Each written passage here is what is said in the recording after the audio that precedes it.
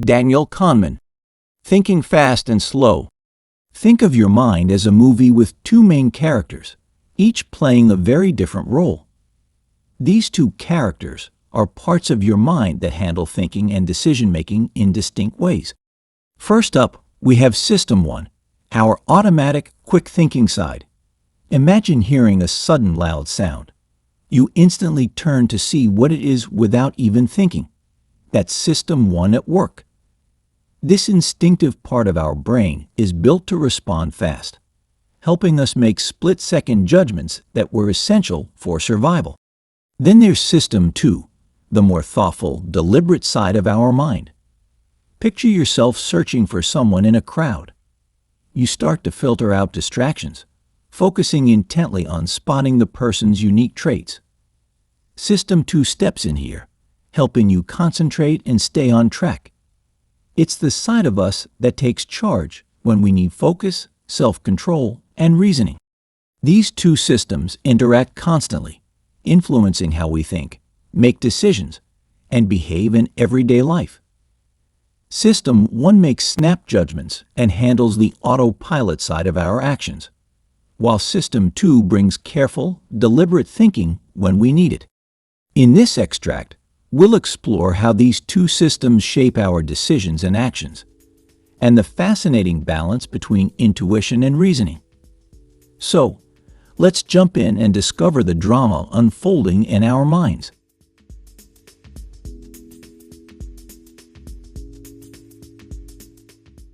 Chapter 1. Lazy Thinking. How Mental Shortcuts Affect Our Intelligence. To see how the two systems work, try solving this famous bat and ball problem. A bat and ball cost $1.10. The bat costs $1 more than the ball. How much does the ball cost? The price that most likely came to your mind minus 10 cents is a result of the intuitive and automatic system, and it's wrong. Take a second and do the math now. Do you see your mistake? The correct answer is 5 cents. What happened was that your impulsive system took control and automatically answered by relying on intuition, but it answered too fast. Usually, System 1 calls on System 2 to solve a situation it can't understand, but in the bat and ball problem, System 1 falls victim to trickery. It thinks the problem is easier than it is and thinks it can handle it alone. The issue the bat and ball problem exposes is our innate mental laziness. When we use our brain, we tend to use the minimum amount of energy possible for each task. This is known as the law of least effort. Since using System 2 to check the answer would require more energy, our mind prefers to use System 1 when it believes it can suffice. This laziness is unfortunate because using System 2 is an important aspect of our intelligence. Research shows that practicing two tasks in the system, like focus and self-control, leads to higher intelligence scores. The bat and ball problem illustrates this, as our minds could have checked the answer by using System 2 and thereby avoided making this common error. By being lazy and avoiding using System 2, our mind is limiting the strength of our intelligence. Chapter 2. Autopilot Mind. How Hidden Triggers Shape Our Thoughts and Actions. What comes to mind when you see the word fragments S, O, and blank P? Probably nothing. What if you first consider the word eat? Now, when you look again at the words S, O, and blank P, you would probably complete them as soup. This process is known as priming. Exposure to a word, concept, or event primes us to recall related words and concepts. If you had seen the word shower instead of eat above, you probably would have interpreted the letters as soap. Such priming not only affects the way we think, but also the way we act. Hearing certain words and concepts can affect not only the mind, but also the body. In a study, participants who were primed with words associated with aging, such as Florida and wrinkle, responded by walking at a slower pace than usual. Incredibly, the priming of actions and thoughts is completely unconscious. We do this without realizing that, contrary to popular belief, we are not always in conscious control of our actions, judgments, and choices. Instead, certain social and cultural conditions constantly prime us. Kathleen Voss's research, for instance, demonstrates that the concept of money primes individualistic actions. Exposure to images of money primes people with the idea of money, leading them to act more independently and less inclined to involve themselves, depend on others, or accept demands from others. One implication of Voss's research is that living in a society filled with triggers related to money could potentially nudge our behavior away from altruism. Like other societal elements, priming can influence an individual's thoughts, choices, judgments, and behavior, which in turn can reflect back into the culture and significantly influence the type of society we all live in. Chapter 3. Quick Choices. How Our Minds Rely on Snap Judgments. Imagine you meet someone named Ben at a party and you find him simple to talk to. Later, someone asks if you know anybody who might want to contribute to their charity. You think of Ben, even though the only thing you know about him is that he is simple to talk to. In other words, you like one aspect of Ben's character, and so you assumed you would like everything else about him. We often approve or disapprove of a person even when we know little about them. Our mind's tendency to oversimplify things without sufficient information often leads to judgment errors. We refer to this phenomenon as exaggerated emotional coherence, commonly referred to as the halo effect. Positive feelings about Ben's approachability cause you to place a halo on Ben, even though you know very little about him. But this is not the only way our minds take shortcuts when making judgments. Confirmation bias refers to the inclination of individuals to endorse information that aligns with their pre-existing beliefs and to embrace any suggested information. We can demonstrate this by asking, "Is James friendly?" Studies have shown that, faced with this question but no other information, we're very likely to consider James friendly because the mind automatically confirms the suggested idea. The halo effect and confirmation bias both occur because our minds are eager to make quick judgments. However, this frequently results in errors due to the lack of sufficient data to make precise decisions. Our minds rely on false suggestions and oversimplifications to fill in the gaps in the data, leading us to potentially wrong conclusions. Like priming, these cognitive phenomena happen without our conscious awareness and affect our choices, judgments, and actions. Chapter 4. Heuristics. Quick mental shortcuts for decision-making. Often we find ourselves in situations where we need to make a quick judgment.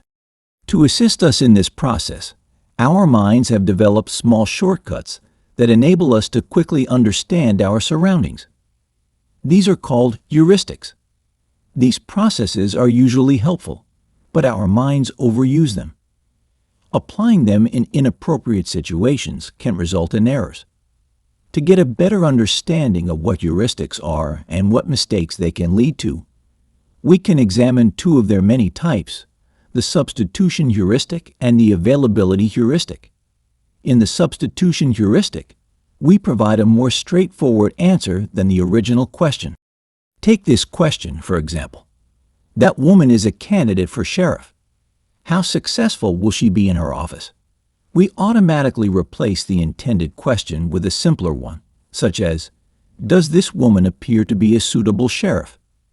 This heuristic means that instead of researching the candidate's background and policies, we merely ask ourselves the far easier question of whether this woman matches our mental image of a decent sheriff. Unfortunately, if the woman does not fit our image of a sheriff, we could reject her, even if she has years of crime-fighting experience that make her the ideal candidate. Next, there is the availability heuristic, which is where you overestimate the probability of something you hear often or find simple to remember. For example, strokes cause many more deaths than accidents do, but one study found that 80% of respondents considered an accidental death a more likely fate.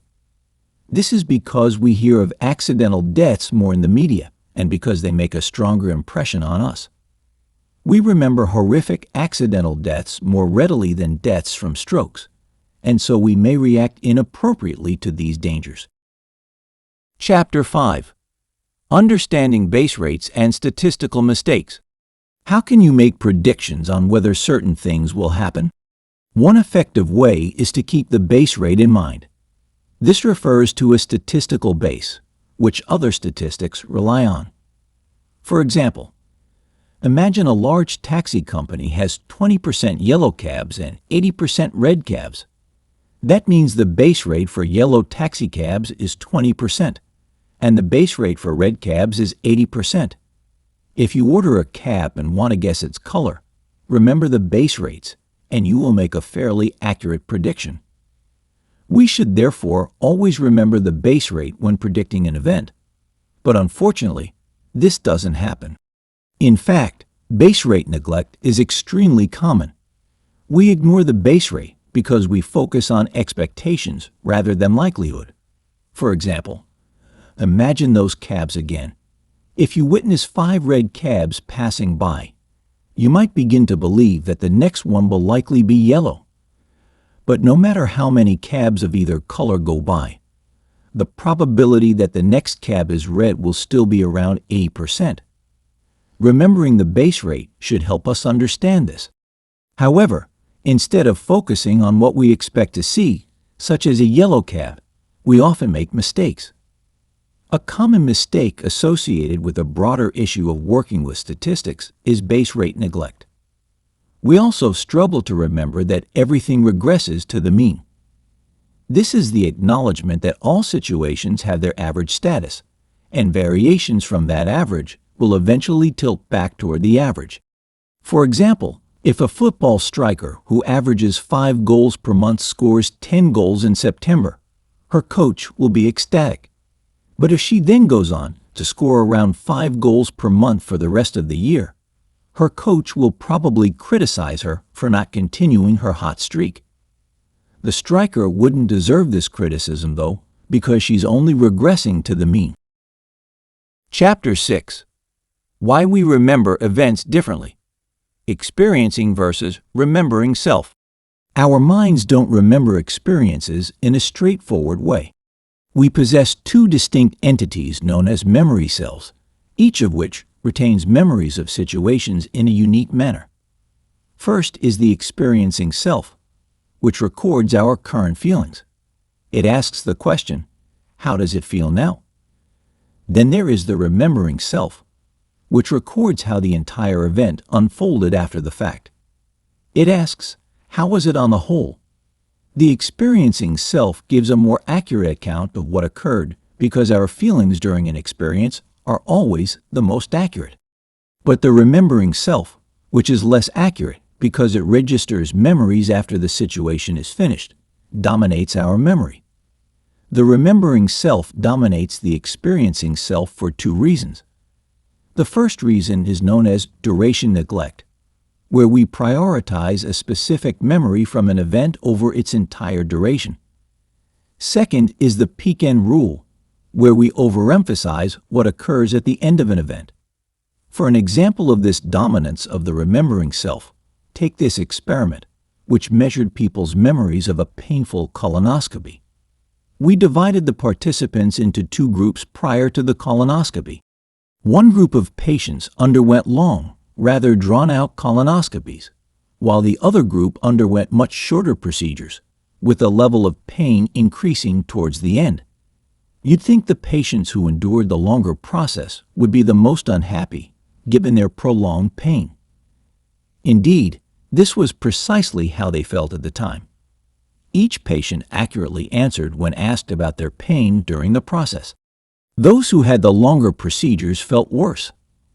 However, after the experience, when the remembering self took over, those who went through the shorter process with the more painful ending felt the worst. This survey offers us a clear example of duration neglect, the peak-end rule, and our faulty memories. Chapter 7. Mind over Matter. Cognitive ease versus strain. Our minds use different amounts of energy depending on the task. We experience cognitive ease when we don't need to mobilize attention and require less energy. Yet when our minds must mobilize attention, they use more energy and enter a state of cognitive strain. These changes in the brain's energy levels have dramatic effects on how we behave. In a state of cognitive ease, the intuitive system, one, is in charge of our minds, and the logical, more energy-demanding system, two, is weakened. This means we are more intuitive, creative, and happier, yet we're also more likely to make mistakes. When we experience cognitive strain, our awareness intensifies, leading to the activation of System 2. System 2 is more ready to double-check our judgments than System 1, so although we are far less creative, we will make fewer mistakes. You can consciously influence the amount of energy the mind uses to get in the right frame of mind for certain tasks. If you want a message to be persuasive, for example, try promoting cognitive ease. One way to do this is to expose ourselves to repetitive information. Repetition or making information more memorable enhances its persuasiveness. This is because our minds have evolved to react positively when repeatedly exposed to the same clear messages. When we see something familiar, we enter a state of cognitive ease. Cognitive strain, on the other hand, helps us succeed at things like statistical problems. Exposing ourselves to confusing information, such as presented in hard-to-read type, can induce this state. Our minds perk up and increase their energy levels in an effort to comprehend the problem, and therefore, we are less likely to simply give up. Chapter 8. Perception and Risk Assessment. The way we express ideas and approach problems heavily influences our judgment. Slight changes to the details or focus of a statement or question can dramatically alter the way we address it. How we assess risk serves as a prime example of this. You may think that once we can determine the probability of a risk occurring, everyone will approach it in the same way. Yet this isn't the case. Changing the expression of a figure, even for carefully calculated probabilities, can alter our approach to it. For instance, when expressing a rare event in terms of relative frequency instead of a statistical probability, people tend to perceive it as more likely to occur. The Mr. Jones experiment asked two groups of psychiatric professionals if it was safe to discharge Mr. Jones from the psychiatric hospital. We informed the first group that patients like Mr. Jones had a 10% probability of committing an act of violence, while we informed the second group that out of every 100 patients similar to Mr. Jones, we estimate 10 to commit an act of violence. Of the two groups, almost twice as many respondents in the second group denied his discharge. Denominator neglect is another method by which we divert our attention from statistically significant information. This occurs when we ignore plain statistics in favor of vivid mental images that influence our decisions. Consider the following two statements. A drug shields children from disease X, yet it carries a 1% risk of permanent disfigurement, whereas a child taking this drug stands a 1 in 100,000 chance of permanent disfigurement. Despite the equality of both statements, the latter statement evokes the image of a disfigured child and exerts a greater influence, thereby decreasing the likelihood of administering the drug. Chapter 9. Beyond Rationality. How Emotions Impact Our Choices. How do we as individuals make choices? For a long time, a powerful and influential group of economists suggested that we made decisions based purely on rational argument. They argue that we all make choices according to utility theory, which states that when individuals make decisions, they look only at the rational facts and choose the option with the best overall outcome for them, meaning the most utility. For example, utility theory would posit this kind of statement. If you like oranges more than you like kiwis, then you're also going to take a 10% chance of winning an orange over a 10% chance of winning a kiwi. Seems obvious, right? The most influential group of economists in this field centered on the Chicago School of Economics and their most famous scholar, Milton Friedman. Using utility theory, The Chicago School argued that individuals in the marketplace are ultra-rational decision-makers, whom economist Richard Taylor and lawyer Cass Sunstein later named econs. As econs, each individual acts in the same way, valuing goods and services based on their rational needs. What's more, economists also value their wealth rationally, weighing only how much utility it provides them. So imagine two people, John and Jenny, who both have fortunes of $5 million. According to utility theory, they have the same wealth, meaning they should both be equally happy with their finances. But what if we complicate things a little? Let's say that their $5 million fortunes are the end result of a day at the casino, and the two had vastly different starting points. John walked in with a mere $1 million and quintupled his money, whereas Jenny came in with $9 million that dwindled down to $5 million. Do you still think John and Jenny are equally happy with their $5 million? Unlikely. Clearly, then, there is something more to the way we value things than pure utility. As we'll see in the next blink, since we don't all see utility as rationally as utility theory thinks, we can make strange and seemingly irrational decisions. Chapter 10. Understanding Decision-Making. Emotions versus Rationality. If utility theory doesn't work, then what does? One alternative is prospect theory, developed by the author. John's prospect theory challenges utility theory by showing that when we make choices, we don't always act in the most rational way. Imagine these two scenarios, for example. In the first scenario, you're given $1,000 and then must choose between receiving a definite $500 or taking a 50% chance to win another $1,000.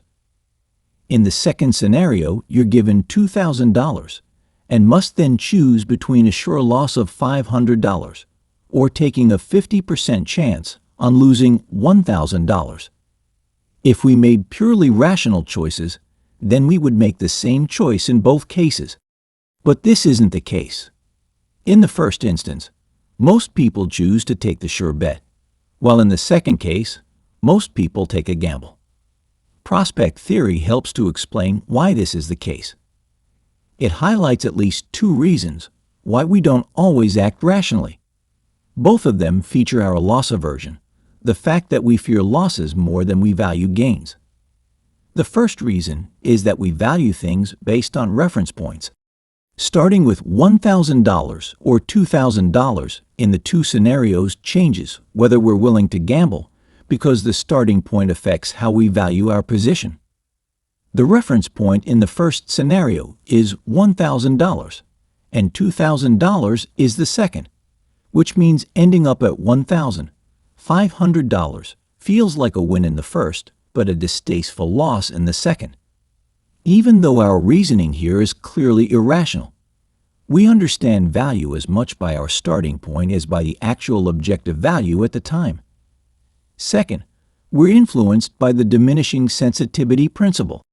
The value we perceive may be different from its actual worth. For instance, going from $1,000 to $900 doesn't feel as bad as going from $200 to $100, despite the monetary value of both losses being equal. Similarly, in our example, the perceived value lost when going from $1,000 to $1,000 is greater than when going from $2,000 to $1,500. Chapter 11. Understanding Cognitive Coherence and Overconfidence. In order to understand situations, our minds naturally use cognitive coherence. We construct complete mental pictures to explain ideas and concepts. For example, we have many images in our brain for the weather. We have an image for, say, summer weather, which might be a picture of a bright hot sun bathing us in heat. As well as helping us to understand things, we also rely on these images when making a decision. When we make decisions, we refer to these pictures and build our assumptions and conclusions based on them. For example, if we want to know what clothes to wear in summer, we base our decisions on our image of that season's weather. The problem is, we place too much confidence in these images. Even when available statistics and data disagree with our mental pictures, we still let the images guide us. In summer, the weather forecaster might predict relatively cool weather, yet you might still go out in shorts and a t-shirt, as that's what your mental image of summer tells you to wear. You may then end up shivering outside. We are, in short, massively overconfident of our often faulty mental images. But there are ways to overcome this overconfidence and start making better predictions. One way to avoid mistakes is to utilize reference class forecasting. Instead of making judgments based on your rather general mental images, use specific historical examples to make a more accurate forecast. For example, think of the previous occasion you went out when it was a cold summer day. What did you wear then? In addition, you can devise a long-term risk policy that plans specific measures in the case of both success and failure in forecasting. Through preparation and protection, you can rely on evidence instead of general mental pictures and make more accurate forecasts. In the case of our weather example, this could mean bringing along a sweater just to be safe. Final summary. Thanks for tuning in. We just took a quick dive into Thinking Fast and Slow by Daniel Kahneman. It's a fascinating book about how our minds work, breaking down our thought processes into two main systems. The first system, it's our gut instinct, fast, automatic, and doesn't require much energy. Think of it as the little autopilot in your mind that helps you make quick decisions without overthinking. Then there's the second system. This one's slower, more thoughtful, and takes up a lot more mental energy. It's what kicks in when you need to focus, plan, or tackle something complex. Both of these systems work together to shape our daily decisions and reactions. So next time you catch yourself reacting quickly or taking a moment to really think something through, you'll know which system is in charge. If this sparked some curiosity or gave you a new perspective, drop a comment and let us know your thoughts. And if you're interested in more content like this, don't forget to subscribe and hit the notification bell for updates on our latest videos. Thanks for watching, and see you next time.